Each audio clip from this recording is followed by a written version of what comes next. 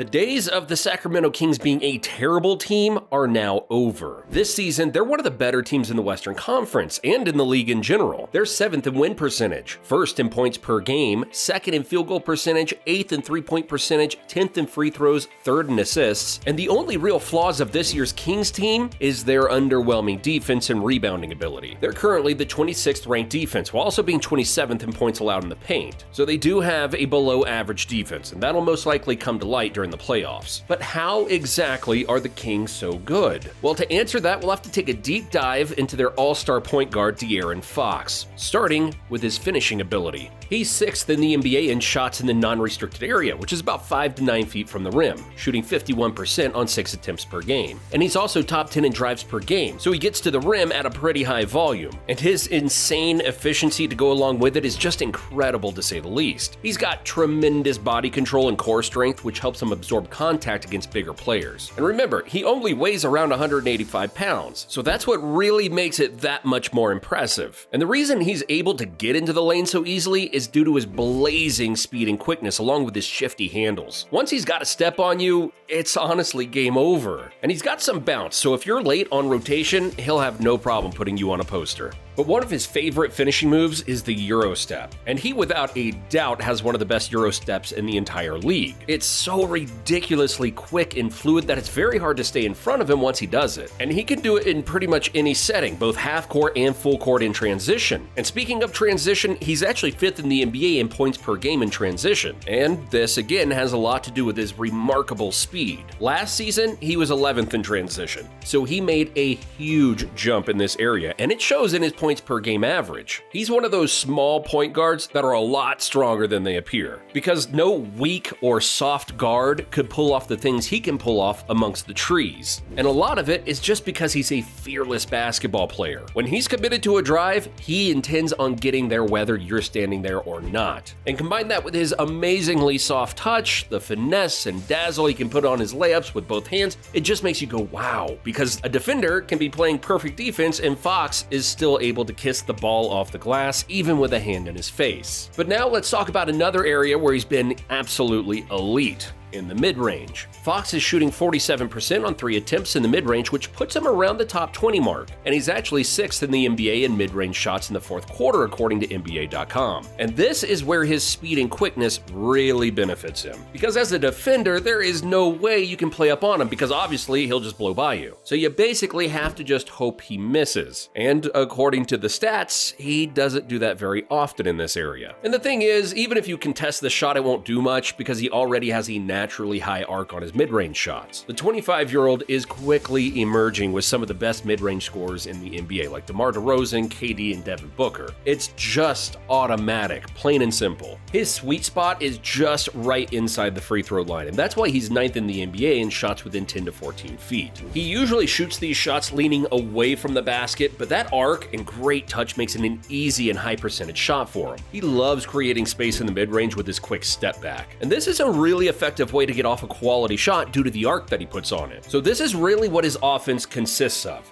getting to the rim or a mid-range pull-up jumper. And as far as the three-pointer goes, he doesn't really have one. But the thing is, he's never really had a three-point shot. He has a career shooting average of 32% in his 6 seasons in the league. So the fact that he's averaging 25 while also being not even remotely close to efficient from deep is what makes him so polarizing. Now just imagine if he improved both his volume and efficiency from 3. He could absolutely average around 27 to 28 points a game. But now let's take a look at his passing ability, because he's a natural floor general, and that was always one of his biggest strengths coming out of college. He's already had 2 seasons averaging over 7 assists per game, and we think the way that he can scan the court is really underrated. And although he might not belong in the same category as a Tyrese Halliburton or a James Harden when it comes to facilitating, he does possess similar qualities, and the calmness and controlled pace he plays at makes it much easier to find open teammates. And the fact that the Kings are 8th in three-point percentage definitely helps. And that's so important when having a player like Fox who can collapse defenses with his speed. Having shooters around him evaluates the entire offense and puts a ton of pressure on the defense. The rookie, Keegan Murray, who's the starting power forward, is shooting 40% from 3, and so is Kevin Huerter, who's shooting 40% on half a dozen shots. And then the rest of the roster is filled with players shooting solid from deep as well. So Fox nearly has the perfect team around him, and that's one of the biggest keys to not only his success, but the team in general. And it shows because they're one of the best passing teams in the league, currently ranked 3rd in assists. So offensively, all of the building blocks are set for him to strive. But now, on the defensive end, this is one of his biggest flaws. He is statistically one of the worst individual defenders in the entire league. According to Crafted Defensive Plus Minus, he's the 18th worst defender in this stat among players who played at least 1,000 minutes this season. He's also the 21st worst in Defensive Raptor among players with 1,000 minutes played, and the 24th worst in Defensive Plus Minus. So while his offense is elite, he really struggles defensively. And this becomes even worse when you realize statistically, according to B-Ball Index, he's the 2nd best on-ball defender for the Kings behind Davion Mitchell. And if Fox is your 2nd best on-ball defender, then no wonder your team is 26th in defensive rating. And we're not trying to bash him or anything like that, just stating facts. And plus, every star has a flaw in their game. LeBron isn't the best free throw shooter. Morant is a bad defender. Jokic is an average to below average defender. Giannis can't shoot threes or free throws. Damian Lillard is terrible defensively. Luka Doncic,